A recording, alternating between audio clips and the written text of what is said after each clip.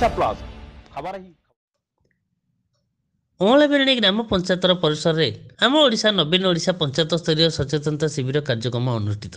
ଢେଙ୍କାନାଳ ଜିଲ୍ଲା କାମାକ୍ଷାନଗର ବ୍ଲକ ଅଁଳାବେରେଣୀ ଗ୍ରାମ ପଞ୍ଚାୟତର ପରିସରରେ ଆମ ଓଡ଼ିଶା ନବୀନ ଓଡ଼ିଶା ପଞ୍ଚାୟତ ସ୍ତରୀୟ ସଚେତନତା ଶିବିର କାର୍ଯ୍ୟକ୍ରମ ଅନୁଷ୍ଠିତ ହୋଇଯାଇଛି। ପଞ୍ଚାୟତର ସରପଞ୍ଚ ଶ୍ରୀଯୁକ୍ତ ରାଜୀବ କୁମାର ନାୟକଙ୍କ ସଂଯୋଜନାରେ ଅନୁଷ୍ଠିତ ଏହି କାର୍ଯ୍ୟକ୍ରମରେ ମୁଖ୍ୟ ଅତିଥି ଭାବେ ବ୍ଲକର ଅଧ୍ୟକ୍ଷା ଶ୍ରୀ ପ୍ରେମାନନ୍ଦ ସାହୁ ଯୋଗଦେଇ ପ୍ରଦୀପ ପ୍ରଜ୍ୱଳନ କାର୍ଯ୍ୟକ୍ରମକୁ ଶୁଭାରମ୍ଭ କରିଥିଲେ। ସମ୍ମାନିତ ଅତିଥି ଭାବେ ବିଡିଓ ଅଭିନାଶ ପାଣ୍ଡ୍ୟା ଯୋଗ ଦେଇଥିଲେ।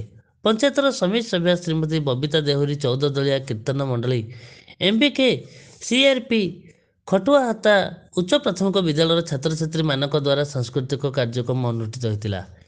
ଏହି କାର୍ଯ୍ୟକ୍ରମକୁ ଉପସ୍ଥାପନା କରିଥିଲେ ନଟରାଜ ସଂସ୍କୃତି କଳା ବିକାଶ କେନ୍ଦ୍ରର ଶିକ୍ଷକ ନଟବର ସାହୁ ଏବଂ ଶିକ୍ଷା ବିଭାଗ, କୃଷି ବିଭାଗ, PO, GRS, ଅଙ୍ଗନବାଡ଼ି କର୍ମୀ, ଆଶା ଦିଦି, SH ଗ୍ରୁପର ସଦସ୍ୟା ଓ ପଞ୍ଚାୟତର ୱାର୍ଡ ମେମ୍ବର, ସଭ୍ୟା ଅଞ୍ଚଳର ଜନସାଧାରଣ ଏହି କାର୍ଯ୍ୟକ୍ରମରେ ଉପସ୍ଥିତ ଥିଲେ।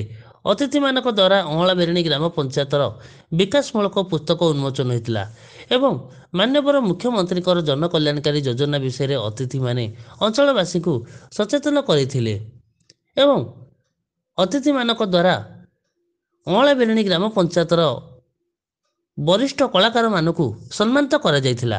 ଢେଙ୍କାନାଳରୁ ମହେଶ୍ୱର ସାହୁଙ୍କ ରିପୋର୍ଟ, ଓଡ଼ିଶା ପ୍ଲସ୍।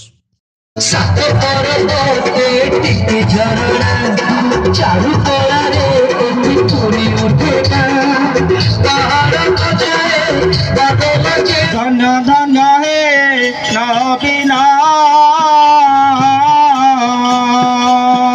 माँ शिशु पुष्टिहीन करिदेले दूर धन।